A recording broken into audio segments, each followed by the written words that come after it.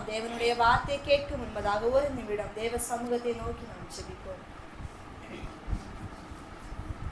என் வாழ்வில் நீர் செய்த எண்ணில்லாத நன்மைகள் 1000 10,000 அதற்கு மேலையா.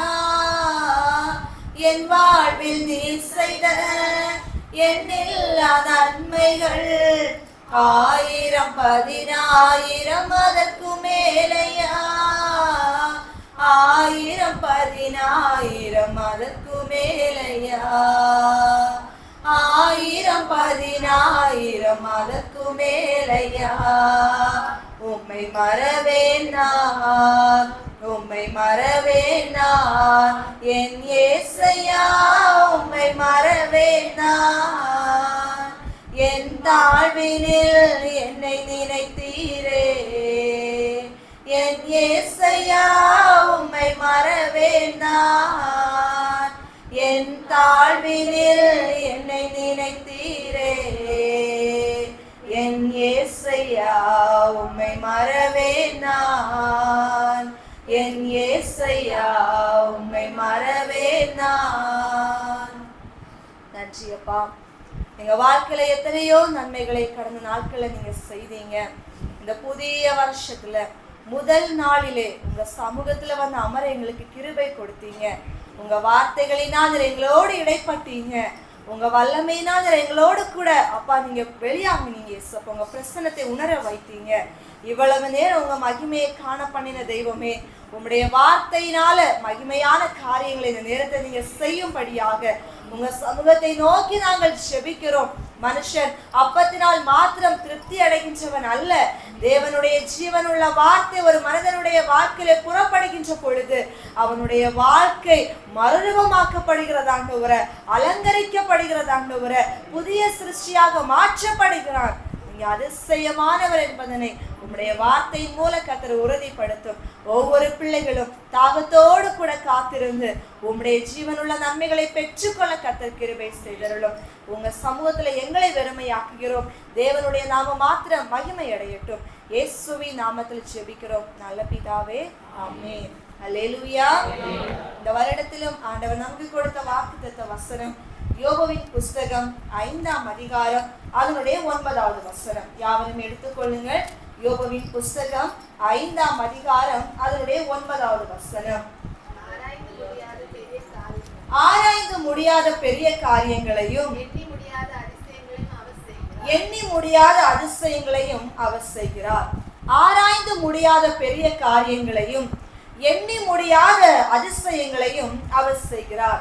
கர்த்தருடைய நாமமே அதிசயம் என்று வேதம் சொல்லுகிறது. ஆதியிலே அவருடைய சிருஷ்டிப்பை எடுத்து பார்த்தால் அவருடைய வார்த்தை அதிசயமாக இருந்தது. ஒன்று உண்டாக கடவதென்று அவர் சொன்ன உடனே அது சூரியனாக இருக்கலாம், சந்திரனாக இருக்கலாம், மனிதன படைப்புகளாக இருக்கலாம், எல்லாவற்றிலுமே அவருடைய வார்த்தை அதிசயமாக இந்த உலகத்தை உருவாக்கினது. அவருடைய கரத்தின் கிரியைகள் அதிசயம், அவருடைய நிழல் பட்டால் அதிசயம், அவருடைய பார்வையினால் அதிசயம், அவருடைய வஸ்திரத்தின் ஓரத்தினால் அதிசயம். அநேக இடங்களிலே அவர் அதிசயங்களை செய்கிறவராக, அற்புதங்களை நடப்பிக்கின்றவராக, கிரகிக்க முடியாத காரியங்களை செய்கிற தெய்வமாக வேதத்திலே அவர் வெளிப்பட்டிருக்கின்றார். அந்த தெய்வம் அந்த நாட்களிலே வேதத்திலே மட்டுமல்ல, இந்த நொடி வரையிலும் இந்த உலகத்திலே மூலை முடுக்குகள் பல இடங்களிலே அவர் அதிசயமான தெய்வமாய் ஆராய்ந்து பார்க்க முடியாத காரியங்களை அவர் நம்முடைய வாழ்க்கைகளிலும் ஜனங்களுடைய வாழ்க்கைகளிலும் அவர் இன்னைக்கும் செய்து கொண்டிருக்கிறார். அல்லேலூயா. அந்நாட்களிலே ஏசாயா இயேசு கிறிஸ்துவை குறித்து அவர் தீர்க்க தரிசனமாக சொன்ன பொழுது ஏசாயா 9ஆம் அதிகாரம் 6வது வசனத்திலே அவர் நாமம் அதிசயமானவர், ஆலோசனை கர்த்தர், நித்திய பிதா, வல்லமை உள்ளவர் என்று அவர் குறித்து, அவருடைய பிறப்பை குறித்து, அவருடைய நாமத்தை குறித்து சொன்ன வார்த்தைகளை பார்க்க முடியும். அன்பு ஜனமே, இன்றைக்கும் தேவன் நமக்கு கொடுத்த வாக்குத்தத்த வசனத்தின்படி ஆராய்ந்து முடியாத பெரிய காரியங்களையும் எண்ணி முடியாத அதிசயங்களையும் அவர் நம் ஒவ்வொருடைய வாழ்க்கையில செய்ய போகிறார். அல்லேலூயா. விசுவாசத்தோடு கூட நம்ம வேத வசனங்களை தியானிக்க போகின்றோம். நீங்கள் ஒருவேளை ஏதோ ஒரு காரியத்துக்காக ஏசப்பா என்னுடைய வாழ்க்கையில அதிசயம் செய்ய வேண்டும், என் வாழ்க்கையில ஒரு முடிவை நான் பார்க்க வேண்டும், என் வாழ்க்கையில ஒரு விடுதலையை நான் பெற்றுக்கொள்ள வேண்டும். அது ஏதாவது ஒன்றாக இருக்கலாம், ரட்சிப்பாக இருக்கலாம், சுகமா இருக்கலாம், ஆசீர்வாதமா இருக்கலாம், தேவையோடு கூட இருக்கலாம். எதுவாக இருந்தாலும் கர்த்தரால் செய்யக்கூடாத அதிசயமான காரியம் ஒன்று உண்டோ என்று வேதத்தில் அவர் கேள்வியை எழுப்புகின்றார். அவரால் செய்யக்கூடாது என்று சொல்லப்படுவதற்கு எதுவுமே இல்லை. அவர் சொல்லி அவர் செய்ய போகின்றார். நாம் விசுவாசத்தோடு கூட காத்திருந்து பெற்றுக்கொள்ள போகின்றோம்.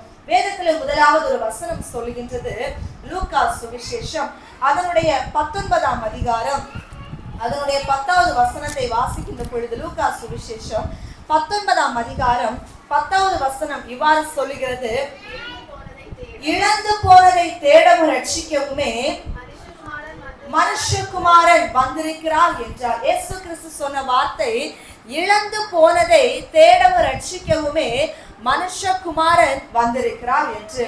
அன்புக்குரியவர்களே, இழந்து போன காரியங்கள் என்று சொல்லி பார்த்தால் அநேக காரியங்களை நாம் இழந்திருப்போம். இங்கே ஒரு மனிதன் தன்னுடைய சுபாவத்தை அவன் இழந்திருந்தார். அவர் தேவனுக்கு உகந்த ஒரு மனிதனாக வாழாமல் உலகத்துக்கு உகந்த ஒரு மனிதனாக வாழ்ந்து கொண்டிருந்தார்.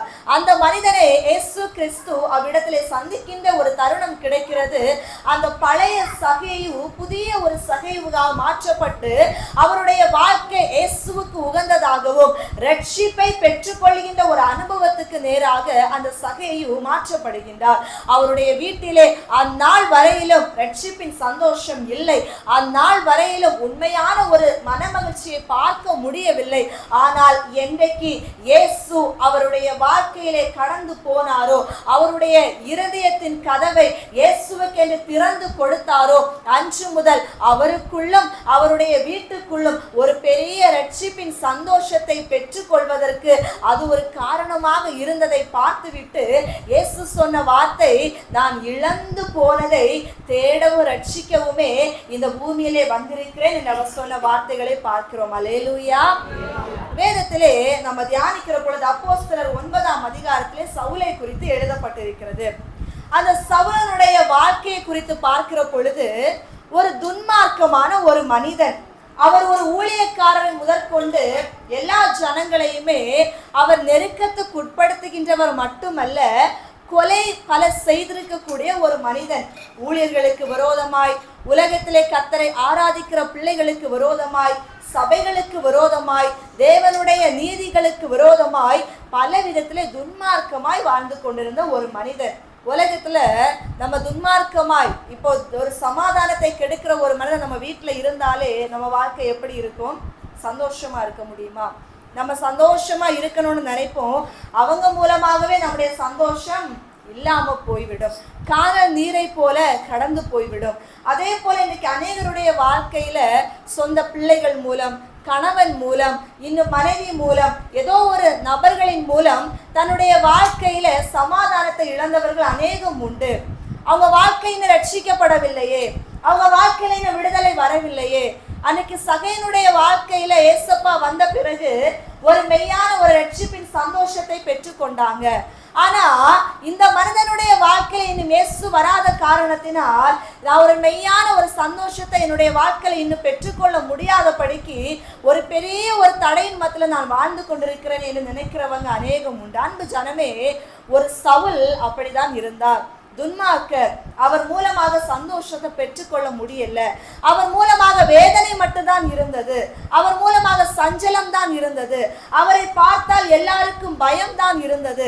ஆனால் ஆண்டவராகிய இயேசு கிறிஸ்து அவருடைய வாழ்க்கையில வெளிப்பட்ட பொழுது அப்போஸ்தலர் 21ஆம் அதிகாரத்தில் நம்ம தொடர்ந்து வாசித்தோம்னா அந்த சவுல் பவுலாக மாற்றப்படுகின்றார். அல்லேலூயா.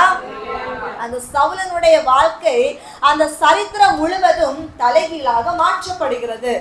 எந்த அளவிற்கு இயேசுவுக்கு விரோதமாய், ஊழியங்களுக்கு விரோதமாய், தேவனுடைய மார்க்கத்துக்கு விரோதமாய், தேவ பிள்ளைகளுக்கு விரோதமாய் அவர் ஒரு பெரும் புரட்சியை செய்து கொண்டிருந்தாரோ, அந்த மனிதன் இப்பொழுது தேவனுக்கு உரிய ஊழியக்காரனாய், கர்த்தருடைய வேதத்தை சுமக்க சொல்லுகின்றவனாய், கர்த்தருடைய வார்த்தை அறிக்கையிடுகின்றவனாய், கர்த்தருடைய வார்த்தையை பிரசங்கிக்கின்றவனாய், கர்த்தருக்காக நான் சாகவும் தயார் என்று சொல்லுகின்றவனாய் மாறுகின்றான், மாற்றப்படுகின்றார்.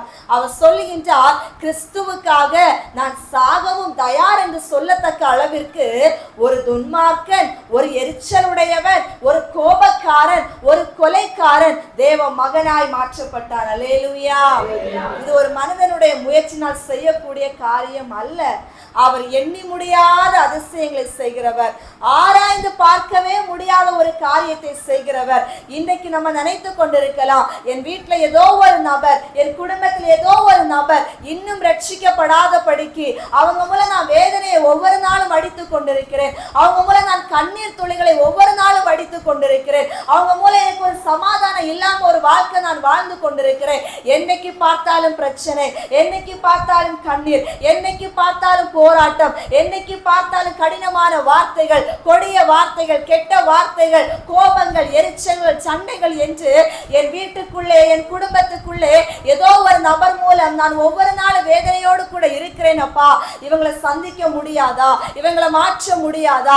இவங்களுடைய சுபாவம் மாறாதா? இவங்களுடைய பேச்சு மாறாதா? இவங்களுடைய எண்ணங்கள் மாறாதா? என்னைக்கு நான் என்னுடைய வீட்டில் நான் சந்தோஷத்தை பெற்றுக்கொள்ள முடியும்? என்னைக்கு நான் ரட்சிப்பின் சந்தோஷத்தை அனுபவிக்க முடியும்? என்னுடைய இந்த கண்ணீருக்கு என்னைக்கு முடிவு கிடைக்கும் என்று ஒருவேளை நீங்கள் எதிர்பார்த்து கொண்டிருப்பீர்களே ஆனால், நீங்கள் காத்து கொண்டிருப்பீர்களே ஆனால், நீங்கள் தேவ சமூகத்தில் அதை குறித்த விண்ணப்பத்தோடு கூட நீங்க அமர்ந்திருப்பீர்களே ஆனால், கர்த்தர் அந்நாட்களிலே எப்படி மாற்ற முடியாத இந்த உலகத்தின் மனிதனினாலும், உலக சட்டத்தினாலும், உலகத்தின் ராஜாவினாலும் மாற்ற முடியாத ஒரு சவுலை இயேசு எப்படி தொட்டு மாற்றி ரட்சித்து அவருடைய நாம மகிமைக்கென்று நிறுத்தி அதிசயமான செயலை அவரை கொண்டு செய்ய வைத்தாரோ, அதே போன்று இன்றைக்கு உங்க வாழ்க்கையில, உங்க குடும்பத்துல, உங்க தனிப்பட்ட வாழ்க்கையில நீங்க காத்து கொண்டிருக்கிற அந்த ரட்சிப்பின் சந்தோஷத்தை அவர் அதிசயமாக கொடுக்க போகிறார். அல்லேலூயா.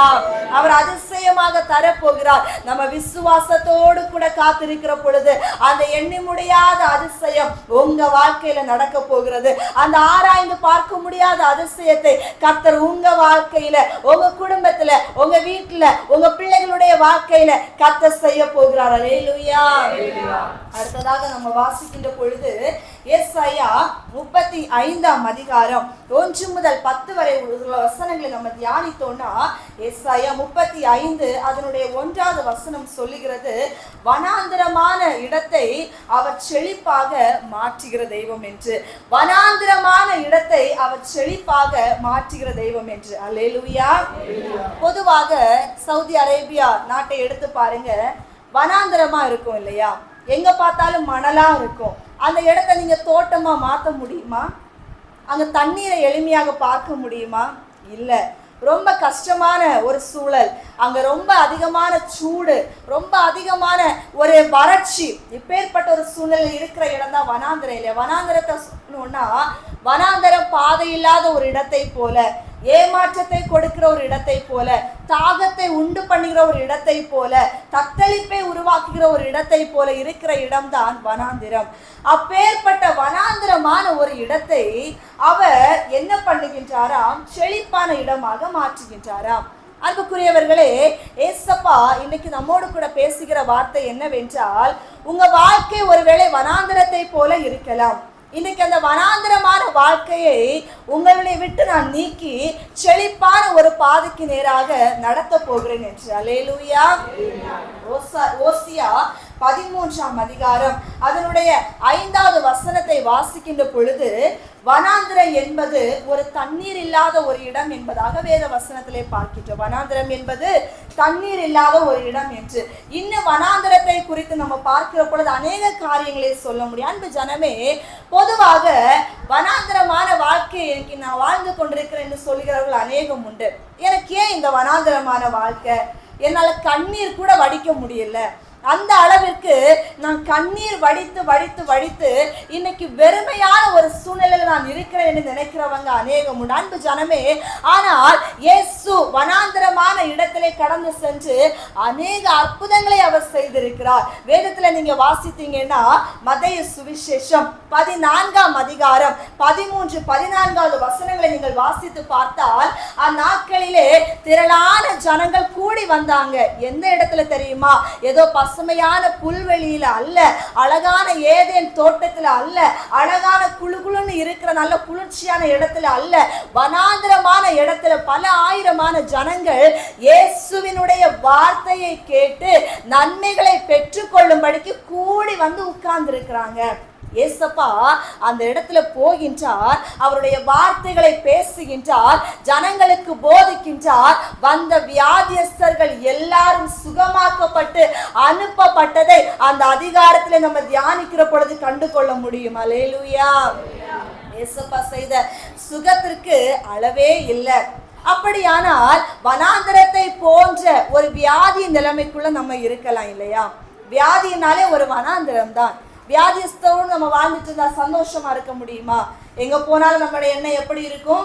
இன்னைக்கு டேப்லெட் போடணும், இந்த நாட்கள்ல டாக்டரை போய் நம்ம சந்திக்கணும், ட்ரீட்மெண்ட் எடுக்கணும், ஸ்கேன் எடுக்கணும், பிளட் டெஸ்ட் பண்ணணும், கவுண்டிங் செக் பண்ணணும், சுகர் லெவலை செக் பண்ணணும், ப்ரெஷர் எப்படி இருக்குன்னு பார்க்கணும், நம்மளுடைய அந்த எடுத்துக்கொண்டிருக்கிற அந்த மெடிசன் நம்ம உடம்புல எப்படியெல்லாம் ஒர்க் ஆகுது செக் பண்ணணும், இந்த சாப்பாடு சாப்பிடக்கூடாது, இந்த இடத்துக்கு போக முடியாது, இவ்வளவு நேரத்துக்கு மேல இந்த வேலையை செய்ய முடியாது, இவ்வளவு வெயிட் தூக்க முடியாது, இப்படி என்று பல விதமான ரெஸ்ட்ரிக்ஷன், பல விதமான ஒரு கட்டுப்பாட்டுக்குள்ள வியாதியோடு கூட இருக்கிறவங்க போராடி கொண்டிருப்பாங்க. அந்த வியாதியில இருக்கிறவங்களுக்கு தான் அந்த வேதனையும் வலியும் தெரியும். எளிமையா நம்ம ஒரு பேஷண்ட்டை பார்த்தா சொல்லும் ஒன்றும் இல்லை சரியாகும், ஆனா தலைவலியும் காய்ச்சலும் தனக்கென்று வந்தா தெரியும்னு சொன்னது போல அந்த வலிகளை ஒவ்வொரு நாளும் உணர்ந்து கொண்டிருக்கிறவர்களுக்கு தான் அந்த வேதனை புரியும் இல்லையா? அப்ப இப்பேற்பட்ட வேதனையோடு கூட வேதத்துல வாழ்ந்தவர்கள் அநேகம் உண்டு.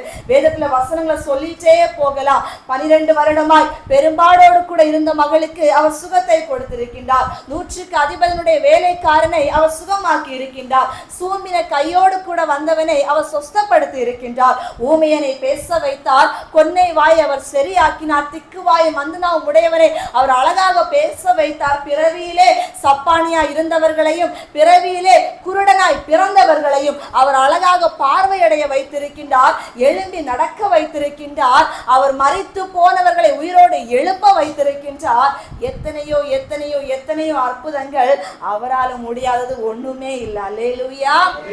இன்னைக்கு நம்ம வாழ்க்கையில ஒருவேளை வியாதி என்கின்ற ஒரு வனாந்திர வாழ்க்கையில நம்ம இன்னைக்கு நின்று கொண்டிருக்கலாம். அந்த வியாதியின் வனாந்தரத்துக்குள்ள நம்ம சிக்கி தவித்து வேதனையை சம்பாதித்து ஒவ்வொரு நாளும் நம்ம திகைத்து கொண்டும் தூங்க முடியாம சாப்பிட முடியாம எந்த இடத்திற்கு போக முடியாம ஒரு சிறைச்சாலையின் அனுபவத்துக்குள்ள நம்ம வசித்து கொண்டிருக்கலாம். ஆனா நீங்கள் யாராக இருந்தாலும் சரி, உங்க கூட இருக்கிற ஒரு நபருக்காக இருந்தாலும் சரி, நீங்கள் தேவனை நோக்கி இன்னைக்கு உங்களை ஒப்பு கொடுக்கிற பொழுது, அதை கர்த்தருடைய கரத்தில் அதை நீங்க விட்டு கொடுக்கிற பொழுது கர்த்தர் உங்களுக்கு இலவசமாக விடுதலையை தரப்போகிறார். அல்லேலூயா. அவர் ஆராய்ந்து முடியாத காரியங்களை செய்கிறவர். எத்தனை மருத்துவர்களுடைய ரிப்போர்ட்ஸை கர்த்தர் தலைகீழாக மாற்றி இருக்கின்றார். எத்தனையோ பேருக்கு அவர் அறிக்கை கொடுத்திருப்பாங்க, உங்களுக்கு குழந்தை கிடைக்கவே வாய்ப்பில்லை, ஆனா அவர் குழந்தையை பிறக்க வைத்திருக்கின்றார். எத்தனையோ பேருக்கு அவர் சொல்லி இருக்கின்றார்கள், இந்த வியாதிக்கு அடுத்த கட்ட ஸ்டேஜ், ஃபைனல் ஸ்டேஜ், நீங்க இனி வாழ போவது இல்லை. ஆனா கர்த்தர் இன்றைக்கு பல வருடங்கள் வாழ வைத்திருக்கிறார். எத்தனையோ பேரை சொல்லி இருக்கிறாங்க, இனி நீங்க எழும்பி நடப்பதற்கு வாய்ப்பே இல்லை, ஆனா கர்த்தர் நடக்க வைத்திருக்கிறார். ஏன் தெரியுமா? ஒரு உலகம் முடியாது என்று தீர்ப்பு கொடுத்த இடத்துலதான் கர்த்தர் தன்னுடைய வெளியரங்கமான அற்புதத்தை நடத்தி காட்டுவார். காரணம், உலகத்தால் முடியாதது என் இயேசுவால் முடியும் என்பதனை அவர் நிரூபித்து காட்டுவதற்காக. அல்லேலூயா. ஆகையினால எந்த தீர்ப்பும் எவ்விதமான கட்டளையும் நமக்கு முடிவல்ல. வனாந்திரத்தை வயல்வெளியாக மாற்றுகிற ஆண்டவராகிய இயேசு கிறிஸ்து நம்மோடு கூட இருக்கும் வரையிலும் எதுவும் நம்மை அசைப்பது இல்லை. அல்லேலூயா. ஆகையினால் விசுவாசத்தோடு கூட காத்திருங்க. அடுத்ததாக பார்க்கிற பொழுது வனாந்திரம் என்பது எந்த தண்ணீரும் இல்லாத ஒரு வெறும் குழியை போன்ற ஒரு அனுபவம். வேதத்துல தெளிவாக எழுதப்பட்டிருக்கிறது. ஆதியாகமம் 37ஆம் அதிகாரம் 22 முதல் 24 வரை உள்ள வசனம் நீங்கள் தெளிவாக வாசித்து பார்த்தால் தெரியும். ஆதியாகமம் 37 22 முதல் 24வது வசனங்களிலே யோசேப்பை கொல்ல வேண்டும் என்றும் யோசேப்பை தங்களை விட்டு தூரப்படுத்த வேண்டும் வேண்டும் என்றும் தங்களுடைய சகோதரர்கள் தெரிந்து கொண்ட ஒரு இடம் வனாந்திரம். அந்த வனாந்திரத்திலே இருந்தது ஒரு வெறும் குழி. அந்த குழியிலே தண்ணீர் இல்லை என்பதாக தெளிவாக எழுதப்பட்டிருக்கிறது. அதாவது வெறுமையான ஒரு குழிகள் இருக்கிற இடமாக, தண்ணீரே இல்லாத இருக்கிற ஒரு இடமாக வனாந்திரம் இருக்கிறதாக பார்க்கிறோம். இது எதை குறித்து சொல்லப்பட்டிருக்கிறது? தேவைகளோடு கூட, குறைவுகளோடு கூட, ஏதோ ஒரு ஆபத்தான சூழ்நிலையோடு கூட இருக்கிற ஒரு வனாந்திரத்தின் அனுபவத்துல இன்றைக்கு நம்ம வாழ்ந்து கொண்டிருக்கலாம். அல்லேலூயா. அண்ணா அன்றைக்கு ஆகாரை பார்க்கிற பொழுது அவள் தண்ணீரே இல்லாத ஒரு வனாந்திரத்துல தான் அலைந்து திரிந்தாள் இல்லையா? அவ வாழ்க்கையில பிரச்சனை, தண்ணீர் தான் வேண்டும். தண்ணீர் கிடைச்சா என் பிள்ளையை காப்பாற்றலாம், என் பிள்ளையை காப்பாத்திட்டா என் வாழ்க்கையை நான் எப்படியாவது நான் நடத்தி சென்று விட. இது அவளுடைய ஏக்கம், அவளுடைய எதிர்பார்ப்பு, அவளுடைய காத்திருப்பு. அந்த நேரத்துல வேதத்தை நம்ம நன்கு வாசிக்கிற பொழுது தெரியும், அவள் அலைந்து திரிகின்றாள் தண்ணீருக்காக, அலைந்து திரிகின்றாள் தன்னுடைய பிள்ளையை காப்பாற்றுவதற்காக, அலைந்து திரிகின்றாள். யாராவது ஒரு மனிதனை பார்க்க முடியுமோ, ஒருவருடைய குரல் தனக்காக பேசப்படுமோ, யாராவதுடைய ஒரு கை எனக்காக நீட்டப்படுமோ என்று அவளுடைய கண்கள் எல்லாம் அலைந்து அலைந்து அலைந்து தூர இடம் முதற்கொண்டு, தன்னை சுற்றி இருக்கிற எல்கை முதற்கொண்டு எல்லா இடத்திலும் பார்த்து விட்டாள். பாதையும் தெரியவில்லை, தண்ணீரும் தெரியவில்லை, எல்லாமே இருக்கிறது, ஆனால் தனக்கு தேவையானது ஒன்றுமே இல்லை என்று சொல்லி அவள் ஜீவனோடு கூட இருக்கிறதற்கு எல்லாமே இருக்கலாம். ஏனென்றால் என்னோட பெற்ற பிள்ளை என் கண் முன்னாடி சாகிறத எப்படி என்னால பார்க்க முடியும் என்கின்ற அங்கலாய்ப்பு, அந்த வேதனை, அது பிரசவ வலியை காட்டிலும் கொடியது அல்லவா? அதை அவள் ஒவ்வொரு நொடியில் அனுபவித்துக் கொண்டே இருக்கிறாள். துடித்து போய் காணப்பட்டாள். அந்த அங்கலாய்ப்பை மனுஷன் பார்க்கல, அந்த அங்கலாய்ப்பை கேட்கறதுக்கு ஒருத்தரும் இல்லை. ஏனென்றால் அது வனாந்திரம், யாருமே இல்லாத இடம். ஆனா அந்த இடத்துல அந்த தனிமையின் வேதனையை, அந்த துடிப்பை, அந்த வலியை என் கர்த்தர் கண்டார். அவருடைய கண்கள் ஆகாரை கண்டது. அவள் சொன்னார், அவர் என்னை காண்கிற தெய்வமாக வெளிப்பட்டார் என்று சொல்லி அந்த இடத்துல ஒரு துறவை கர்த்தர் காண்பித்து கொடுத்து அவள் தன்னுடைய பிள்ளைக்கு மறு ஜீவனை பெற்றுக் கொள்ளும்படியான வழியை உருவாக்கி கொடுத்து அந்த வெறும் குழியை போன்ற அனுபவத்தில் இருந்து ஆகாரையும் பிள்ளையும் கர்த்தர் தூக்கி எடுத்து அவர்களை கர்த்தர் ஒரு நிலையாக நிறுத்தினார். அல்லேலூயா. அவங்களை கர்த்தர் வாழ வைத்தாருங்க, அழித்து போடல. அவங்களுடைய ஜீவன் பறிக்கப்பட கர்த்தர் அனுமதிக்கல. என்று அது உண்மையான கண்ணீர். அந்த கண்ணீருக்கு கர்த்தர் செவி கொடுத்ததையும், அவளை கண்டதையும், அவளை விடுதலை ஆக்கினதையும், ஆசீர் வைத்ததையும் பார்க்கின்றோமே. எவ்வளவு ஆராய்ந்து முடியாத ஒரு காரியம் இல்லையா? தனி காட்டுல கண்ணை கட்டி விட்டா எதுவுமே தெரியாத ஒரு குருடனை போல நம்ம நின்று விடுவோம். நம்ம ஏதோ ஒரு இடத்துல போய் நிற்கிற பொழுது யாராவது வந்து அதிசயமா நம்ம கையை தூக்கி விட்டு நம்மளை கரை கொண்டு சேர்த்தால் எப்படி இருக்கும் இல்லையா? அது மனிதனுடைய காரியங்களுக்கு எட்டாததுதான். ஆனா கர்த்தருடைய பிள்ளைகளுக்கு அதை அவர் அதிசயமாக செய்து கொடுக்கிறவர். அல்லேலூயா. இன்றைக்கு ஒருவேளை நீங்களும் தேவை என்கின்ற வனாந்தரத்தின் மத்தியில் நின்று கொண்டிருக்கலாம், குறைவுகள் என்கின்ற வனாந்தரத்தின் பாதையில நின்று கொண்டிருக்கலாம். எனக்கு செழிப்பு கிடைக்குமா? என்னுடைய வனாந்தரத்தின் அனுபவங்கள் மாறுமா? நான் ஒவ்வொரு நாளும் அலைந்து திரிகிறேனே, என்னுடைய குடும்ப காரியங்கள்ல, என்னுடைய ஏதோ தனிப்பட்ட நிலைமை, என்னுடைய பிள்ளைகளுடைய காரியங்கள்ல நான் அலைந்து திரிந்து கொண்டே இருக்கிறான்ப்பா, கண்ணீர் வடித்து கொண்டே இருக்கிறான்ப்பா. எல்லா தூரமும் நான் போய்விட்டேன், எல்லா மனுஷனையும் பார்த்து விட்டேன், யாராவது எனக்கு கை கொடுப்பாங்கன்னு கதறி விட்டேன். ஆனா யாருமே என்னுடைய கூக்குரலை கேட்க இல்லை, என்னுடைய சத்தத்துக்கு செவி கொடுக்க ஒருத்தரும் இல்லை. நான் கர்த்தரை மட்டும்தான் நம்பி இருக்கேன்னு சொல்லிட்டு இன்னைக்கு வனாந்தரத்தின் மத்தியிலே நீங்க கர்த்தரை நோக்கி அபயமிட்டு கொண்டிருக்கிறீங்கன்னா அவர் உங்களுக்கு எண்ணி முடியாத அதிசயங்களை செய்ய போகின்றார். நீங்களே ஆராய்ந்து பார்க்க முடியாத அளவிற்கு உங்க வாழ்க்கையில ஒரு விடுதலையை, உங்க வாழ்க்கையில ஒரு தண்ணீர் துறவை கர்த்தர் காண்பிக்க போகிறார். அல்லேலூயா. விசுவாசத்தோடு சொல்லுங்க அல்லேலூயா. மூன்றாவது வாசிக்கின்ற பொழுது 2 ராஜாக்கள் 20ஆம் அதிகாரம் அதனுடைய 1வது வசனத்திலே நாம் வாசித்தோம். 2 ராஜாக்கள் அதனுடைய 20ஆம் அதிகாரம் 1வது வசனத்திலே ஏசாயா இப்படியாக எசேக்கியா ராஜாவை பார்த்து சொல்லுகின்றார், நீங்க மரித்து போக போறீங்க, நீங்க மரித்து போக போறீங்க, வீட்டு காரியத்தை ஒழுங்குபடுத்துங்க, எல்லார்கிட்டையும் சொல்லிருங்க.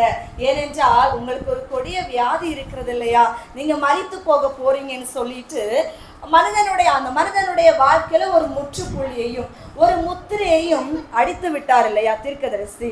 முடிந்து போன ஒரு நிலைமை.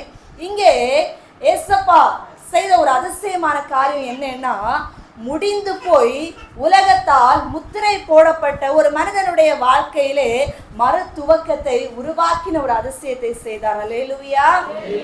எசேக்கியா ராஜாவினுடைய வாழ்க்கையை குறித்து நன்கு அறிந்திருப்போம்.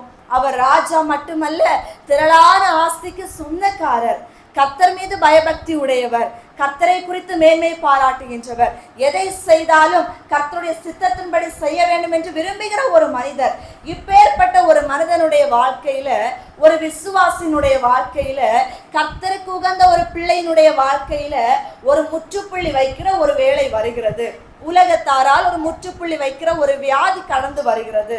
ஆகையினால் அந்த வியாதி நிமித்தம் சொல்லப்பட்ட தீர்க்கதரிசன வார்த்தை, நீர் மரித்து போவீர், நீர் மரித்து போவீர், வீட்டு காரியத்தை ஒழுங்குபடுத்துங்க, இனிமே நீங்க வாழ மாட்டீங்க, இனிமே நீங்க தேசத்தை ஆள போறது இல்ல, இனிமே நீங்க மற்றவர்களுக்கு தீர்ப்பு சொல்ல போகிறது இல்ல, இனிமே நீங்க யாரையும் தலைமைத்துவம் பண்ணி நடத்த போகிறது இல்ல, இனிமே நீங்க செய்து வந்த முன் காரியங்களை நீங்க செய்ய போகிறது இல்ல, ஏன்னா நீங்க மரித்து போக போறீங்க, உங்க வாழ்க்கை முடிஞ்சிருச்சு, உங்க நாட்கள் முடிந்து விட்டது, உங்களுடைய தலைமைத்துவம் முடிந்து விட்டது என்று எல்லாவற்றுக்கும் முற்றுப்புள்ளியை வைக்கிற மாதிரி மரணம் என்கின்ற ஒரு வார்த்தை அவருக்கு நேராக கடந்து வருகிறது. அந்த வார்த்தை கேட்ட சன பொழுதிலே எசேக்கியா ராஜா ஏற்றுக்கொண்டு, அப்படி அவர் ஒத்துக்கொண்டு போகிற மனநிலையில அல்ல, அவர் போராடுகின்றார் தேவ சமூகத்தை பார்த்து, கண்ணீர் வடிக்கின்றார் தேவ சமூகத்தை பார்த்து. அப்பா, உலகம் தீர்ப்பு கொடுத்து விட்ட உடனே நான் மரித்து போகணுமா? உங்களுடைய வார்த்தை நிமித்த கொண்டு வரப்பட்ட தீர்க்கதரிசி சொன்ன உடனே என் வாழ்க்கையில நீங்க மரணத்தை கட்டளையிட்டு விடுவீரா? நான் உங்க பிள்ளை, நான் தீர்க்கதரிசி இடையில நான் கேட்கல. நானும் நீங்களும் நம்ம தனிப்பட்ட ஒரு உறவை நீங்க நினைச்சு பாருங்க, உங்க கூட நான் வாழ்ந்த வாழ்க்கையை நினைச்சு பாருங்க, உங்களுடைய வழிகளை பின்பற்றின விதங்களை நினைச்சு பாருங்க, உங்களுக்குள்ள எப்படி உண்மையாக இருந்த நினைச்சு பாருங்க. நீங்க தீர்க்கதரிசி அனுப்பி சொன்னீங்க, அப்பா நான் உங்ககிட்ட நேரடியா கேட்கிறேன், நான் உங்க பிள்ளையாக நான் வாழ்ந்த ஒரு வாழ்க்கையை நீங்க எனக்கு சொல்லுங்க, அதற்கான தீர்ப்பு எனக்கு வேணும்னு சொல்லிட்டு அவர் தேவனை நோக்கி மன்றாடினார், உண்மையான கண்ணீர் வடித்தார். கர்த்தரை நோக்கி அந்த தீர்ப்புக்காக அவர் மறுபடியும் மன்றாடுகின்றார். அந்த தீர்க்கதரிசியை மறுபடியும் கொண்டு வந்து கர்த்தர் சொன்ன வார்த்தை, நீ மறுபடியும் 15 வருடங்கள் உயிரோடு கூட வாழ்வாய் என்று. அல்லேலூயா. நீ மறுபடியும் கட்டப்படுவாய், நீ மறுபடியும் துளிர்விட போகின்றாய், நீ மறுபடியும் கனி கொடுக்க போகின்றாய், நீ மறுபடியும் ராஜாவான ஒரு வாழ்க்கை வாழ போகின்றாய் என்று சொல்லாமலேயே சொல்லி 15 வருடங்கள் ஆயுசு மறுபடியும் கொடுக்கப்பட்டது. அடையாளங்களை காண்பிக்கின்றார், அற்புதங்களை காண்பிக்கின்றார், ஆலயத்திலே கொண்டு அமர வைக்கின்றார், தேவனுடைய நாமத்தை உயர்த்த வைக்கின்றார். என் அன்பு ஜனமே, இன்னைக்கு உலகத்தால் ஒருவேளை வியாதி என்கிற நிலைமையில மட்டுமல்ல, ஏதோ ஒரு சூழ்நிலையில உங்களுக்கு என்னோட முத்திரை போடப்பட்டிருக்கலாம்.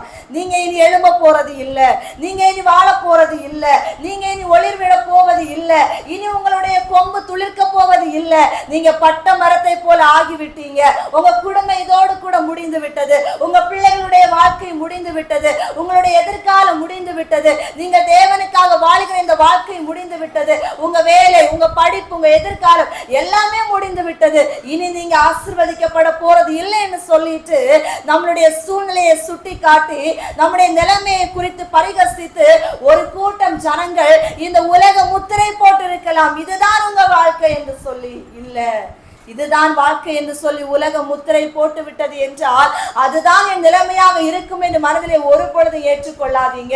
யார் சொன்னாலும் சரி, அந்த வார்த்தை நீங்கள் காதிலே ஏற்றுக்கொள்ளாமல் கர்த்தர் உங்களுக்கு என்ன சொன்னார், அவருடைய வசனம் உங்களுக்கு என்ன சொல்லி இருக்கிறது, நீங்கள் கர்த்தரோடு கூட உள்ள ஒரு வாழ்க்கை எசேக்கியா ராஜாவை போல இருக்குமே ஆனால் எப்பேற்பட்ட வார்த்தைகளும், எப்பேற்பட்ட முத்திரைகளும், எப்பேற்பட்ட முடிவுகளும் உங்களுக்கு நேராக வந்தாலும் என் கர்த்தர் உங்கள் வாழ்க்கையை மறுபடியும் கட்டி எழுப்ப, மறுபடியும் அலங்கரிக்க, மறுபடியும் துளிர்விட வைக்க அவர் வல்லமை உள்ளவராய் இருக்கிறார். அல்லேலூயா.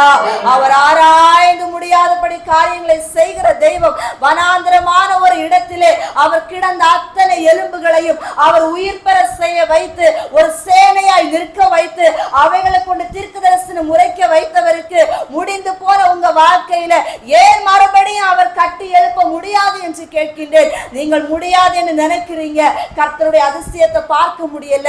எசேக்கியாவை போல எழும்பி நில்லுங்க. அப்ப நான் தீர்க்கதரிசி சொன்ன வார்த்தை சரி இருக்கட்டும், நான் உங்ககிட்ட வந்து நிக்கிறேன், நீங்க எனக்கு பதில் கொடுங்க, நீங்க எனக்கு செவி கொடுங்க.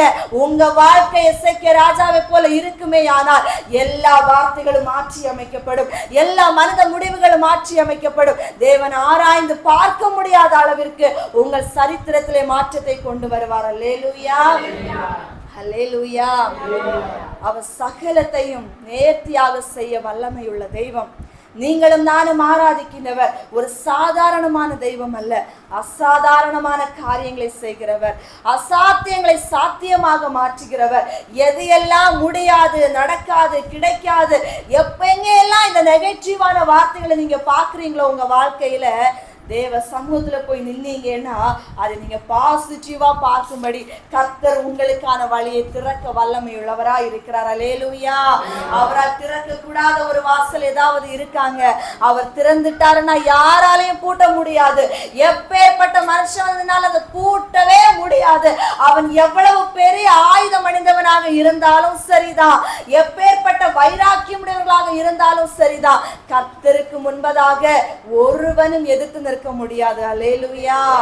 நீங்களும் நானும் ஆராதிக்கிறவர் சர்வ வல்லமை உள்ளவர், சர்வ லோகத்தின் அதிபதி, இந்த உலகத்துக்கு அதிபதியை நம்ம ஆராதித்துக் கொண்டிருக்கிறோம், உன்னத தேவனை நம்ம வணங்கி கொண்டிருக்கிறோம். அப்படியானால் உங்களுக்கு எதிராக என்ன அடைக்கப்பட்ட வாசல் மனிதன் வைத்து முத்திரை போடட்டுமே, நீங்க வெளியே வர முடியாதுன்னு நினைக்கிறீங்களா? நிச்சயமாக கர்த்தர் அடைக்கப்பட்ட சிறைச்சாலைக்குள்ள இருந்து தேவன் தம்முடைய பிள்ளைகளை வெளியே கொண்டு நிற்க வைத்தாரே என்றால் உங்க வாழ்க்கையில இருக்கிற அடைக்கப்பட்ட முத்திரைகளை அவர் இன்றைக்கு உடைத்து போட்டு வெளியே கொண்டு வந்து நிறுத்தி உங்களை வாழ வைக்க போகிறார். அல்லேலூயா. வேதத்துல வாசிக்கிற பொழுது இன்னும் பார்த்தோம்னா மத்தேயு சுவிசேஷம் அதனுடைய 8ஆம் அதிகாரத்துல 23 முதல் 27 வரை உள்ள வசனங்கள்ல வாசித்தோம்னா, ஆண்டவர் அவ்விடத்துல தன்னுடைய சீடர்களோடு கூட படகுல போகிறார் இல்லையா? திடீரென்று காற்றும் கடலும் என்ன பண்ணுது? கொந்தளிக்குது. ரொம்ப காற்றடிக்குது, ரொம்ப கடல் கொந்தளிக்குது. இதற்கு படகுல இருக்கிற சீஷர்கள் என்ன பண்றாங்க? சிரிப்பாங்களா? ரொம்ப காற்றடிக்குது, கடல் கொந்தளிக்குது, நமக்கு எப்படி இருக்கும்? இப்ப போட்டு தலைகீழா கமந்துரும், நம்ம எல்லாம் மூழ்கி சாக போகிறோம்னு சொல்லிட்டு பயந்து, என்னப்பா நீங்க தூங்குறீங்க, இங்க அடிக்கிற காற்றை பாருங்க, கடலை பாருங்க, நம்ம எல்லாம் மூழ்கி போக போறோம்னு சொல்லிட்டு கத்துறாங்க இல்லையா? ஆனா ஏசப்பா என்ன பண்ணாங்க? அவர் எழுந்து ஒரு வார்த்தை மட்டும் தான் சொன்னார். என்ன சொன்னார்? இறையாதே, அமைதலாயிரு. அவ்வளவுதான் சொன்னார். அவர் டென்ஷன் ஆகல. அவர் அந்த இடத்துல போய் கடல்ல வருதா, காற்றடிக்குது, அவரு பார்க்கவே இல்லை. கடலா சரி, காற்றா சரி, இறையாதே அமைதலாயிருன்னு சொல்லிட்டு அழகா ஒரு வார்த்தையை சொன்னாரு. அடுத்த செகண்டே அந்த காற்றையை பார்க்க முடியல, கடலுடைய அந்த அகோரத்தையும் பார்க்க முடியல. அப்படி அமைதி ஆயிற்று. ஏசப்பா நம்ம கூட பேசுற வார்த்தை என்னன்னா, இன்னைக்கு ஒருவேளை காற்றை போன்று கடலை போன்ற போராட்டங்கள் இன்னைக்கு நம்ம வாழ்க்கையில அடித்து கொண்டே இருக்கலாம். ஒன்றன் பின் ஒன்றாக அலையை போன்று எழும்பிக் கொண்டே இருக்கலாம். நம்ம நினைப்போம், இப்பதான் ஒரு பிரச்சனையை நான் முடிவு கட்டிட்டு வந்து உட்கார்ந்தப்பா, அடுத்த பிரச்சனை என்ன தேடி வந்துருச்சு. உன்னோட வாசலை இப்ப நான் அடைச்சு கொடுத்துட்டு வந்தேன், அடுத்தவங்க வந்து சண்டை போட்டு நிக்கிறாங்க. என்ன மட்டும் தேடி தேடி பிரச்சனை வந்துட்டே இருக்கு, பிரச்சனைய பார்க்கவே நான் பிறந்திருக்கேனோன்னே தெரியலன்னு சொல்லிட்டு அநேகர் புலம்புகிறத நான் பார்த்திருக்கிறேன், கேட்டிருக்கிறேன். அன்பு ஜனமே, இன்றைக்கு ஒருவேளை காற்றை கடலை போன்ற பிரச்சனையோடு கூட நீங்கள் இன்றைக்கு வாழ்ந்து கொண்டிருக்கலாம். அதை நிமித்த சமாதானம் இல்லாம இதுக்கெல்லாம் ஒரு முடிவு கிடைக்குமோன்னு சொல்லிட்டு அங்கலாய்த்து கொண்டு, நான் என்னுடைய வாழ்க்கை இந்த பிரச்சனையோடு கூட முடிந்து போக போகிறது என்று நீங்கள் கண்ணீரோடு கூட இருந்து கொண்டிருக்கலாம். வாழ்க்கையில பிரச்சனை இருந்தா சமாதானம் இருக்குமாங்க? இருக்காது இல்லையா? நம்ம உண்மையா சிரிக்க முடியாது, உண்மையா ஒரு காரியங்களை பங்கு கொள்ள முடியாது. எப்பவுமே இருதயம் பாரமா இருக்கும், எப்பவுமே ஏதோ ஒரு சிந்தனை நம்மை வதைத்து கொண்டே இருக்கும். எப்படி சமாளிப்பேன், எப்படி நான் இதுல இருந்து வெளியே வருவேன் என்று ஒரு போராட்டத்தோடு கூட நம்ம நம்ம வாழ்ந்து கொண்டிருப்போம் இல்லையா? ஆனா கர்த்தர் இன்னைக்கு சொல்ல போகின்றார், இறையாதே அமைதலா இரு என்று இயற்கைக்கு கட்டளையிட்டவர் நான் மட்டுமல்ல. உங்க வாழ்க்கையில இறைந்து கொண்டிருக்கிற அந்த காற்றை போன்ற பிரச்சனைகளையும் கடல் அலையை போன்று எழுப்பி கொண்டிருக்கின்ற பிரச்சனைகளையும் நான் இன்னைக்கு ஓய பண்ண போகிறேன் என்று கர்த்தர் நம்மை பார்த்து பேசிக் கொண்டிருக்கிறார். அல்லேலூயா. சத்தமா சொல்லுங்க அல்லேலூயா. இன்னைக்கு வேதத்துல அழகான ஒரு வார்த்தையை நான் படித்த பொழுது நீங்க நினைக்கலாம், அது அழகான வார்த்தையான்னு நினைக்கலாம். 1 சாமுவேல் புஸ்தகம் அதனுடைய 17ஆம் அதிகாரம் 42வது வசனம் தொடர்ந்து வாசிக்கின்ற பொழுது கோலியாத் தாவீதை பார்த்து சபிக்கின்றான். பாருங்க, சாபத்தை கேட்டா சந்தோஷமா இருக்குமா? இருக்காது. நம்மளை பார்த்து யாராவது நீ நல்லாவே இருக்க மாட்ட, நீ அழிஞ்சு போயிருவேன்னு சொன்னா நம்மளால சிரிக்க முடியுமா? நம்ம நினைப்போம், நான் எந்த தப்புமே பண்ணல, என்ன இப்படி சபிக்கிறாங்களேன்னு சொல்லிட்டு வேதனைப்படுவோம் இல்லையா? அங்க பாருங்க என்ன நடக்குதுன்னா, தாவீதை பார்த்து கோலியாத்து சபிக்கின்றான். உனக்கு ஒன்று நான் இந்த காட்டு மிருகங்களுக்கு, பறவைகளுக்கு, ஆகாயத்து பட்சிகளுக்கெல்லாம் சாப்பாடா போட போறேன். ஏன்னா நான் இருக்கிற சைஸ் எவ்வளவுதான் இருக்கிற, குட்டி பையனா இருக்கிற, நான் எவ்வளோ பெரிய ஆள் தெரியுமா, என்ன எதிர்க்க இவ்வளோ சீப்பான ஒரு சின்ன பையனான்னு சொல்லிட்டு சபிக்கிறான். வாய்க்கு வந்த மாதிரி காரணமே இல்லாம சபிக்கிறான், காரணமே இல்லாம தாவீதை வேதனைப்படுத்துறான். ஆனா அந்த இடத்துல கர்த்தர் செய்த காரியம் என்ன தெரியுமா? காரணம் இல்லாமல் போடுகிற சாபம் பலிக்குமா? பலிக்காது. வேதத்துல அழகா எழுத, காரணம் இல்லாமல் போடுகிற சாபம் பலிக்காது. இப்ப காரணமே இல்லாம கோலியாத் தாவீதுக்கு எதிராக வார்த்தைகளினாலும் வசை சொற்களினாலும் பலவிதமான காரியங்களோடு கூட போராடுகின்றான், பிரச்சனையை உருவாக்குகின்றான். ஆனால் கர்த்தர் என்ன செய்தார் தெரியுமா? அவ்வளோ பெரிய கோலியாத்தை தாவீது கையில ஒப்பு கொடுத்தார். அல்லேலூயா. அந்த தாவீதுனுடைய தலை, இந்த கோலியாத்தினுடைய தலை யார் கையில இருக்கிறது? தாவீது கையில இருக்கு. பாருங்க, சின்ன பையன் ஒன்ன வெட்டி நான் மிருகங்களுக்கு சாப்பாடு போட போறேன்னு சொன்ன அந்த கோலியாத்தினுடைய தலை யார் கையில இருக்கு? தாவீது கையில இருக்கு. இது அது மனுஷன் காரியங்கள் நினைக்கக்கூடிய ஒரு காரியமாங்க, மனுஷனே நினைக்க முடியாத ஒரு காரியம், கிரகிக்க முடியாத ஒரு காரியம், ஆராய்ந்து பார்க்க முடியாத ஒரு காரியம். அவ்வளவு பெருசா நின்ற ஒரு ராட்சதனை போல நின்ற ஒரு கோலியாத்தை தாவீதை கொண்டு தேவன் மேற்கொள்ள வைத்தது மட்டுமல்ல, அவன் சபித்தான், இவனை ஆசீர்வாதமாக தேவன் மாற்றினார். அல்லேலூயா. அவனுடைய பெயரையே இல்லாமல் போக வைக்க வேண்டும் என்று நினைத்தான். ஆனால் தாவீதை ராஜாவாக அபிஷேகம் பண்ணது மட்டுமல்ல, அவரை கொண்டு பெரிய காரியங்களை தேசத்திலே வலுப்படுத்தினார். அல்லேலூயா. தாவீது தேவனுடைய இருதயத்துக்கு ஏற்றவன் என்று மட்டுமல்ல, ஒவ்வொரு நாளும் படிக்கிற சங்கீதத்தை பாருங்க, தாவீதுடைய வார்த்தைகளை பாருங்க. தாவீது இல்லாம வேதமே இல்லைன்னு சொன்ன மாதிரி அவருடைய கீர்த்தியை தேவன் அந்த அளவிற்கு மேன்மைப்படுத்தினார். பாருங்க, அப்போ ஒரு மனுஷன் சபித்த உடனே நம்ம உடனே இல்லாம போயிடுவோமா? இல்ல.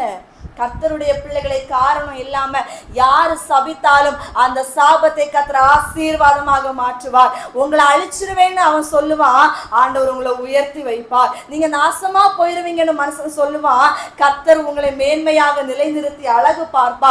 உங்க ஆசீர்வாதமே இனி கிடைக்காதுன்னு சொல்லுவான், கர்த்தர் உங்களுக்கு ரெட்டிப்பான நன்மைகளை காணும்படி வைப்பார். அல்லேலூயா. ஏனென்றால் சொன்னது கர்த்தர், மனுஷன் இல்ல. சொன்னது கர்த்தர். மனிதனுடைய வார்த்தைகளை கேட்டு உங்க வாழ்க்கை முடிந்தென்று நினைத்து கொள்ளாத படிக்கும், எதிரான காற்றடித்து போராடுகிறதை நினைத்து என் வாழ்க்கை முடிந்து விடுது நினைக்காத படிக்கும், இறையாதே அமைதலா இரு என்று சொன்ன கர்த்தர் உங்க வாழ்க்கையில இறைந்து கொண்டிருக்கிற அந்த கோலியாத்தினுடைய சத்தத்தை கர்த்தர் இன்றைக்கு முறியடிக்க போகிறார். அல்லேலூயா. அல்லேலூயா. இன்னும் பார்க்கிற பொழுது வேதத்துல தானியேலின் புஸ்தகத்திலே அதனுடைய 3ஆம் அதிகாரத்தை நம்ம தியானித்தோம்னா, அங்கே 3 வாலிபர்கள் கர்த்தருக்குள்ள வைராக்கியமா நிக்கிறாங்க. அவங்களை அழிக்க வேண்டும் என்று சொல்லி ஒரு கூட்ட மக்கள் போராடுறாங்க. அக்கினி சூளைக்குள்ள தூக்கி போட்டுறாங்க. என்ன பண்றாங்க? கர்த்தரை மறுதலிக்கணும், நீங்க இந்த சிலையை வணங்கணும், இல்லைன்னா உங்களை அக்கினிக்குள்ள போட்டுருவோம், உங்களை கொலை பண்ணிடுவோம், உங்க வாழ்க்கையை முடிச்சிருவோம். இது யாருடைய தீர்ப்பு? மனிதனுடைய தீர்ப்பு இல்லையா? பிரச்சனை வருது, போராட்டம் வருது. ஆனா அந்த 3 வாலிபர்களும் அசரல உறுதியா நிக்கிறாங்க. இதை சொன்னது நீங்க தானே, எங்க தேவன் அல்லவங்க, கொன்னாலும் பிரச்சனை இல்லை, நாங்க கர்த்தருக்குள்ள நிற்போம். அதிசயமாக அதிசயமாக அக்கினிக்குள்ள போட்டவங்க உயிரோடு எழும்பி வந்தாங்க. அல்லேலூயா. அக்கினிக்குள்ள போட்டு யாராவது உயிரோட எழும்பி வர முடியுமா? நம்மளை தூக்கி நெருப்புல போட்டா நம்ம உயிரோட வருவோம்னு எத்தனை பேர் விசுவாசிக்கிறீங்க? அல்லேலூயா. விசுவாசம் இருக்கு, பரவாயில்ல. அல்லேலூயா. நீங்க இந்த வாலிபர்களை போல உறுதியா நின்னீங்கன்னா நம்மளை தூக்கி போட்டாலும் நம்மளை உயிரோட கர்த்தர் கொண்டு வருவார். அல்லேலூயா. அவர் அன்னைக்கு மட்டும் அற்புதம் செய்தவர் அல்ல, அவர் இன்றைக்கும் ஜீவிக்கிறார். அவர் இன்றைக்கும் அதிசயத்தை செய்ய வல்லமை உள்ளவர். அக்னியில தூக்கி போட்ட 3 வாலிபர்கள் 4 பேரா உலாவுகிறத பார்த்து தூக்கி போட்டவங்களும் பயந்துட்டாங்க, கட்டளை கொடுத்த ராஜாவும் பயந்துட்டாரு. எதிரா வந்தவங்க தான் எரிஞ்சு போனாங்க.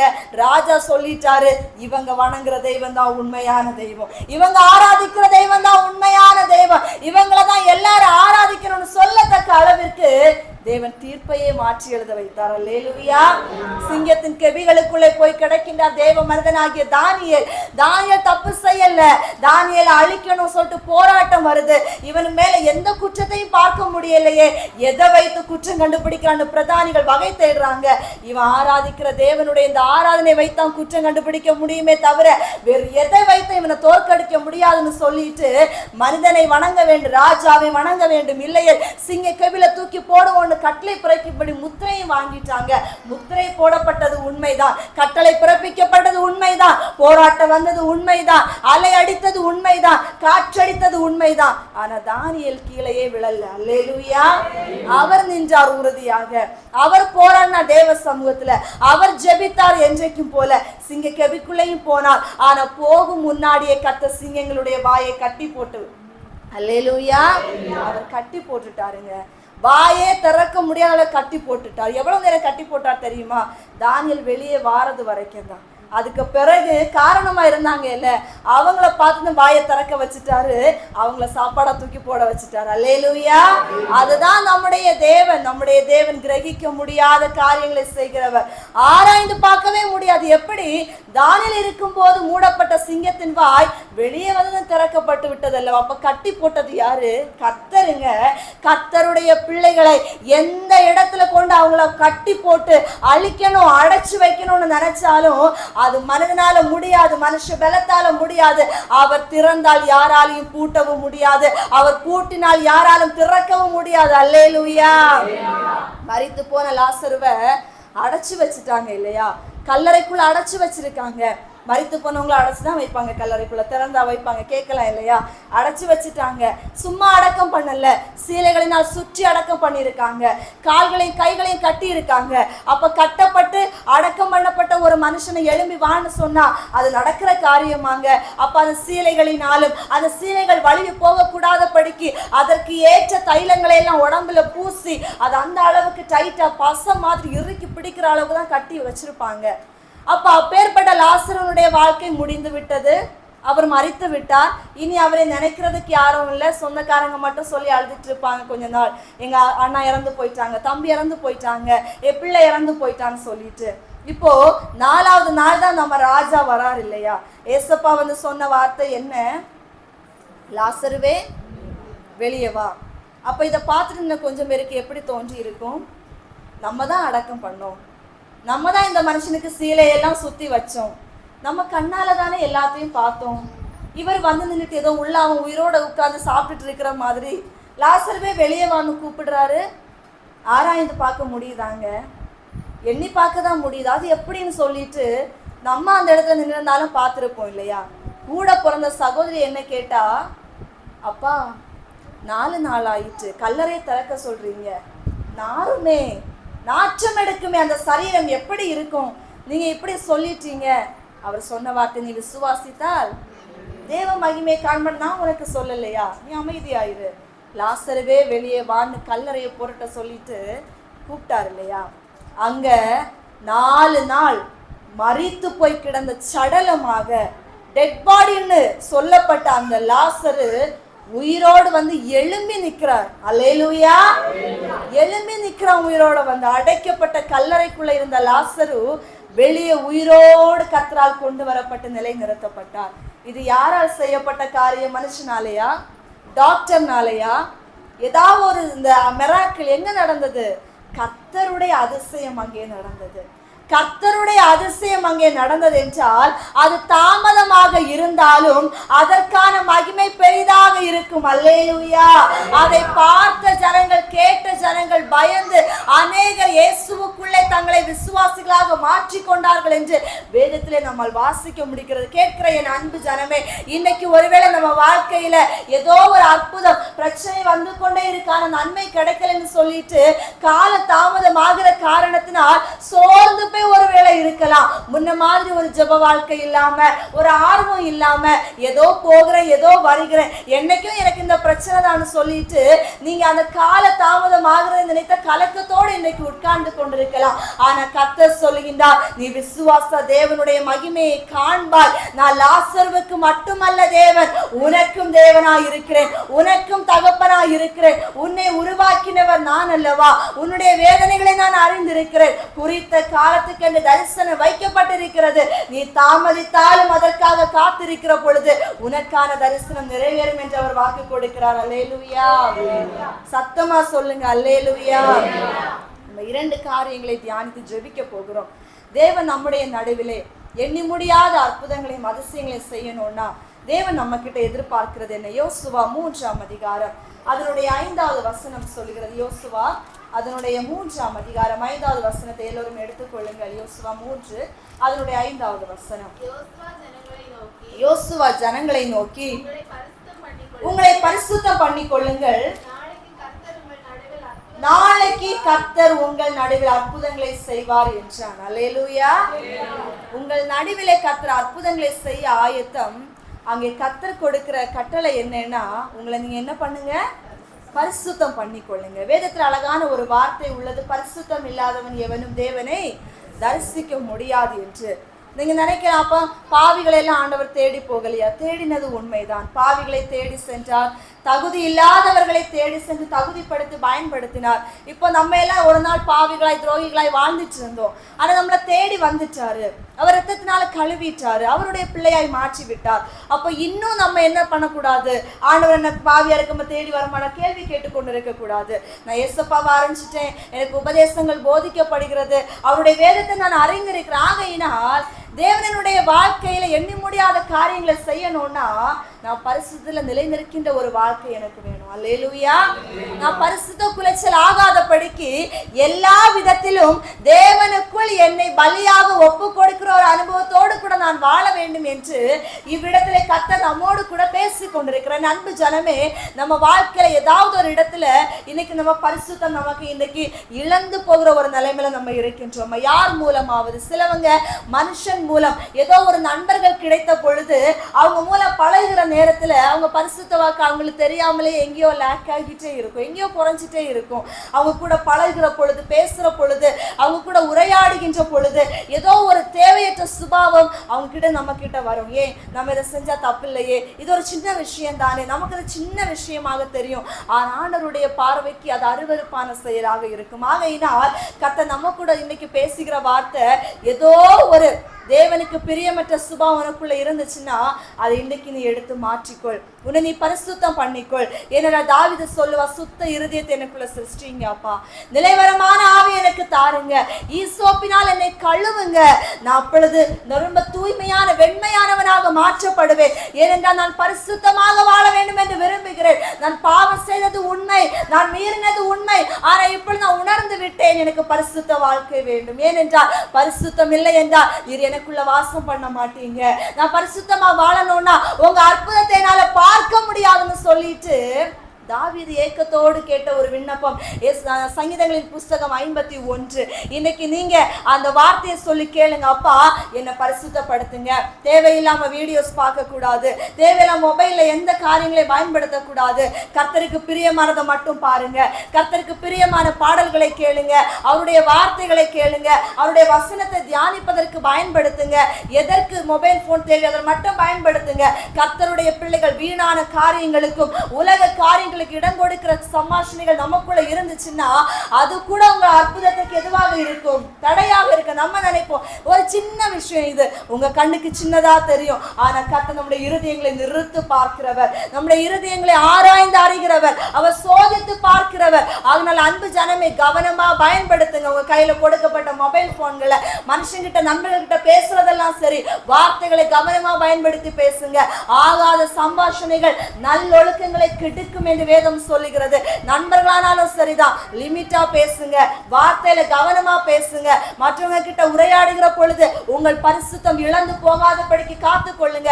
ஒரு வீடியோ ஷேர் பண்றதா இருக்கலாம், ஒரு ஸ்டேட்டஸ் போடுறதா இருக்கலாம், எல்லாவற்றிலுமே கர்த்தருக்கு பிரியமானது இன்னதென்று அறிந்து செயல்படுத்துகிற பிள்ளைகளாக கர்த்தருடைய பிள்ளைகள் விளங்க வேண்டும். அல்லேலூயா. மூட நம்பிக்கை இருக்கக்கூடாது, மூட நம்பிக்கை இருக்கக்கூடாது. உலகத்தாரை போல கிறிஸ்தவ பிள்ளைகள் வாழக்கூடாது, கிறிஸ்துவின் பிள்ளைகள் வாழக்கூடாது. கிறிஸ்தவர்களாக யார் வேண்டுமானாலும் வாழலாம், ஆனா கிறிஸ்துவின் பிள்ளைகளாக வாழ்வது ரொம்ப கடினமான காரியம். அவங்களுக்கான கட்டளை மிகவும் கடினமான ஒரு கட்டளை. இந்த உலகத்துல நாள் பார்க்கிறவங்க, ஜாதகம் பார்க்கிறவங்க, குறி கேட்கிறவங்க, நல்ல நாள் கெட்ட நாள் பார்க்கிறவங்க, முகூர்த்தம் பார்க்கிறவங்க எல்லாரும் இருக்கிறாங்க. அவங்க நடுவில் உங்களை நீங்கள் பரிசுத்தம் பண்ணி கொள்ளுங்க. அவங்களை போல நாம இருக்கணும்னு நினைக்க கூடாது.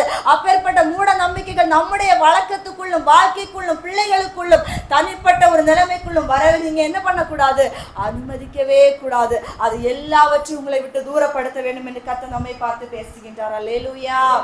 இன்னும் கடைசியாக தியானிக்கின்ற பொழுது தானியேல் 1ஆம் அதிகாரம் அதனுடைய 8வது வசனத்திலே தானியேல் ஒரு தீர்மானம் உள்ள ஒரு வாழ்க்கை வாழ்கின்றார். பாருங்க, தீர்மானம் உள்ள ஒரு வாழ்க்கை. ராஜா அருந்துகின்ற திராட்சரசத்தினால் தன்னை தீட்டுப்படுத்த கூடாது என்று ஒரு தீர்மானம் உள்ள ஒரு வாழ்க்கை, தன்னுடைய பரிசுத்தம் இழந்து விடக்கூடாது என்பதற்கு இன்னைக்கு நமக்குள்ள ஒரு தீர்மானம் வேண்டும். அல்லேலூயா. எல்லாரும் வருஷத்துக்கு ஆரம்பத்துல ஜனவரி 1 ரெவலேஷன் எடுப்பேன், அப்படிதானே? ரெசல்யூஷன் நம்ம எடுப்போம், அப்படிதானே? என்னன்னு தீர்மானம். நான் இந்த வருஷத்துல, நான் இந்த நாள்ல இருந்து எதையுமே இந்த காரியங்களும் நான் செய்ய மாட்டேன். டிசம்பர் 31 கேட்டு பாருங்க என்ன ரெசல்யூஷன் எடுத்தீங்கன்னு. உங்களுக்கு தெரியுமா? தெரியாது. நேற்றைக்கு கேட்டது காற்றோட போச்சுன்னு சொன்ன மாதிரி ஜனவரி 1ஆம் தேதி எடுக்கிறது 10 நாள் தாங்காது. 15ஆம் நாள் நாளைக்கு பார்த்துக்கலாம். அடுத்து ஒரு வாரம் தாண்டும் போது இனி அடுத்த மாசத்துல நான் கரெக்டா செய்யறேன். ஜெபிக்கணும்னு தீர்மானம் எடுப்போம். ஆண்டவரே இந்த நாளைக்கு காலமா 4 மணில இருந்து என்னைக்குமே நான் ப்ரேயர் பண்ணுவேன். 2 நாள் அப்படி அலாரம் அடிக்க முன்னாடியே நம்ம எந்திரிச்சிருவோம். ஆனா அடுத்த நாள் அலாரத்தை ஆஃப் பண்ணி வச்சுட்டு தூங்கிடுவோம் இல்லையா? நம்ம நிலைமை இப்படி இருக்கு. வருஷத்தின் ஆரம்பத்துல பைபிளை படிச்சு முடிக்கணும்னு சொல்லிட்டு ஆரம்பத்துல டேட் போட்டு டைரி எல்லாம் எடுத்து வாசிக்க ஆரம்பிப்போம். ஆதியாகமம் முடிஞ்சதுமே நமக்கு என்ன தோணும்? இனி ரொம்ப கஷ்டம்தான், அடுத்த நாள் பார்த்துக்கலாம். அதுவும் முடிக்கிறது இல்லை. இப்படி நம்ம அநேக தீர்மானங்களை எடுக்கிறது உண்டு ஆசையாக. ஆனா நிறைவேற்றுகின்றோமா? இல்லை அல்ல. அன்பு ஜனமே, ஆனா கர்த்தர் நம்மகிட்ட சொல்றாரு, உன் வாழ்க்கையில நிலையான நன்மைகளை நான் செய்யணும்னா, அதிசயத்தை செய்யணும்னா, நீ எடுக்கிற தீர்மானத்துல நீ உறுதியாயிரு. என்னை பின்பற்றுகிற காரியங்கள் முதற்கொண்டு ஜெப வாழ்க்கை, ஆலய காரியங்களுக்கு முன்னுரிமை கொடுப்பது, கர்த்தரை முதலாவது தேடுவது, இதை எல்லாவற்றையும் ஒரு தீர்மானமா எடுக்கணும். அது எந்த காரியம் வரட்டும், உலகத்துல கல்யாண வீடு வரட்டும், என்ன விஷயம் வரட்டும், நான் கர்த்தருக்கு முன்னுரிமை கொடுக்காம நான் உலகத்துக்கு பின்னால் என்ன பண்ண மாட்டேன், போக மாட்டேன். இந்த வருஷம் தீர்மானம் எடுக்கணும். நான் கர்த்தர் தான் முதல், அவர் தான் எனக்கு எல்லாம், அவருடைய காரியங்கள் தான் எனக்கு முதலாவது. நான் இருக்கிற பொழுது எனக்கு அவர் எண்ணி முடியாத காரியங்களை நிச்சயமாக செய்வார். உலகம் பின்னே, சிலுவை முன்னே இருக்கணும் எப்பவுமே. ஒருவன் தன் சிலுவையை எடுத்துக்கொண்டு அவரை பின்பற்றினால் மட்டும்தான் அவருடைய சீடனாக முடியுமே தவிர அங்கே வேணும் இங்கே வேணும் ஓடுனீங்கன்னா அவரால் கைவிட்டப்படு விடுவீங்க. ஆகை நான் கேட்கிறேன் அன்பு ஜனமே, இன்னைக்கு நம்ம எண்ணற்ற வார்த்தைகளை தியானித்தோம். கர்த்தர் நமக்கு அற்புதங்களை செய்ய இன்றைக்கு ஆயத்தமா இருக்கிறாரு, அதிசயங்களை செய்ய ஆயத்தமா இருக்கிறாரு. இந்த வார்த்தையின்படி நீங்க ஒப்பு கொடுக்க ஆயத்தம் என்றால் யாவரும் எழுந்து நின்று தேவ சமூகத்துல, அப்பா எண்ணி முடியாத அப்பா அதிசயங்களை நீங்க செய்கிற தெய்வம், ஆராய்ந்து பார்க்க முடியாத பெரிய காரியங்களை செய்கிற தெய்வம் என்று யோபு பக்தன் சொன்ன வார்த்தைகளை நான் அறிந்திருக்கிறேன். அப்பா எங்களுக்கு அது வாக்குத்தத்தமா நீங்க கொடுத்திருக்கிறீங்க. இந்த வருஷத்துல இந்த காரியங்களை நான் உங்களுக்கு செய்வேன் என்று உன் வாழ்க்கையில நான் எண்ணி முடியாத காரியங்களை செய்ய போகிறேன் என்றும் ஆராய்ந்து முடியாத பெரிய காரியங்களை காண பண்ண போகிறேன் என்றும் நீங்க வாக்குத்தத்தம் தந்திருக்கிறீங்க. அந்த வார்த்தை நான் ஆம் என்றும் ஆமென் என்று ஏற்றுக்கொள்கிறேன் அப்பா, ஏற்றுக்கொள்கிறேன் அப்பா. ஆனா அதனை பெற்றுக்கொள்ளும்படிக்கு என்னுடைய வாழ்க்கையை உமக்குள்ள நான் ஒப்பு கொடுக்க எனக்கு பலம் தாரும் என்று கேளுங்க. அன்பு ஜனமே, இன்னைக்கு நீங்க எப்பேற்பட்ட சூழ்நிலையில வந்திருந்தாலும் சரிதான், கர்த்தர் உங்களை பார்க்கிறவராய் இருக்கிறார், அவர் உங்களை அறிகிறவரா இருக்கிறார். இன்னைக்கு ரட்சிப்பின் சந்தோஷம் இல்லாம ஒருவேளை உங்க வீட்டிலேயோ உங்க குடும்பத்திலேயோ உங்க தனிப்பட்ட வாழ்க்கையிலேயோ ரட்சிப்பின் சந்தோஷத்தை பார்க்க முடியாம ஒரு சவுலை போன்ற ஒரு ஜீவிதத்திலே இன்னைக்கு நீங்கள் இருந்து கொண்டிருக்கலாம். உங்க வீட்டுல யாராவது அப்படி இருந்து கொண்டிருக்கலாம். ஆனால் கர்த்தர் நீங்கள் எதிர்பார்த்த அளவிற்கு அல்ல, நீங்கள் எண்ணி முடியாத அளவிற்கு ஒரு அதிசயமாய் ஒரு ரட்சிப்பின் விடுதலை உங்க வீட்டுக்குள்ள அவர் செய்ய போகின்றார். உங்கள் குடும்பத்திலே செய்ய போகின்றார், உங்களுடைய வாழ்க்கையில செய்ய போகின்றார். அந்த சவுலை பவுலாய் மாற்றினது போல உங்க வாழ்க்கையிலும் அவர் அதிசயத்தை செய்ய போகின்றார். அதே போல வனாந்திரமான ஒரு அனுபவத்திலே நீங்கள் நின்று கொண்டிருக்கலாம். வனாந்திரமான ஒரு வியாதி நிலைமையில, வனாந்திரமான வெறும் குழியை போன்ற அனுபவத்துல தேவையோடு கூட குறைவுகளோடு கூட வியாதிகளோடு கூட போராட்டத்தோடு கூட நின்று கொண்டிருக்கலாம். ஆனால் ஆண்டவர் இன்னைக்கு அதில் அதிசயத்தை செய்ய போகின்றார். இன்னைக்கு அந்த காரியங்களை கர்த்தர் மாற்ற போகின்றார். ஆவியானவரே உமக்கு நன்றி. மனிதர்கள் மூலம் உலகத்தின் மூலம் முத்திரை போடப்பட்டு தீர்ப்பு எழுதப்பட்டு இதுதான் உன்னுடைய வாழ்க்கை என்று சொல்லி பலவிதமான ஒரு நிகழ்வுகளோடு கூட நீங்கள் வாழ்ந்து கொண்டிருப்பீர்களே, ஆனால் இல்லை இல்லை இல்லை, அந்த கட்டுகளை கர்த்தர் இன்னைக்கு உடைத்து எறிந்து போட்டு அந்த சாபங்களை ஆசீர்வாதமாக மாற்றி அந்த பிசாசினுடைய வல்லமைகளை கர்த்தர் உடைத்தெறிந்து போட்டு இன்னைக்கு அவர்களை விடுதலை பண்ண போகின்றார். இன்னைக்கு அடைக்கப்பட்ட கல்லறைகளை திறக்க போகின்றார், அடைக்கப்பட்ட வாசல்களை திறக்க போகின்றார், வெண்கல கதவுகளை உடைக்க போகின்றார், இருப்பு தாழ்பால்களை முறிக்க போகின்றார். உங்களுக்கான திறந்த வாசலை அவர் உருவாக்க போகின்றார். ஆவியானவரே உமக்கு நன்றி, ஆவியானவரே உமக்கு நன்றி. வாழ்க்கையில இருக்கின்ற காற்றை போன்ற பிரச்சனைகள், கடல் அலையை போன்ற பிரச்சனைகள் உங்களை விட்டு மறைந்து போக போகிறது, மறைந்து போக போகிறது. இறையாதே அவைகளாய் என்று சொன்ன கர்த்தர் உங்க வாழ்க்கையில சமாதானத்தை உண்டு பண்ண போகின்றார். சமாதானம் கேளுங்க, விலகி போகிறது இயேசுவின் நாமத்தில், இயேசுவின் நாமத்தால் விலகி போகிறது. நன்றி ஆண்டவரே, நன்றி ஆண்டவரே. கர்த்தர் கட்டளையிட்டபடி நீங்கள் உங்களை பரிசுத்தம் பண்ணிக் கொள்ளவும் தீர்மானம் உள்ள வாழ்க்கைக்கு இன்னைக்கு ஒப்பு கொடுக்கிற பொழுது இதோ உங்க வாழ்க்கையில் அற்புதமான செயல் கர்த்தர் இந்த நாளிலே இப்பொழுதே அவர் செய்ய ஆரம்பிக்க போகின்றார். நன்றி ஆண்டவரே, நன்றி அப்பா.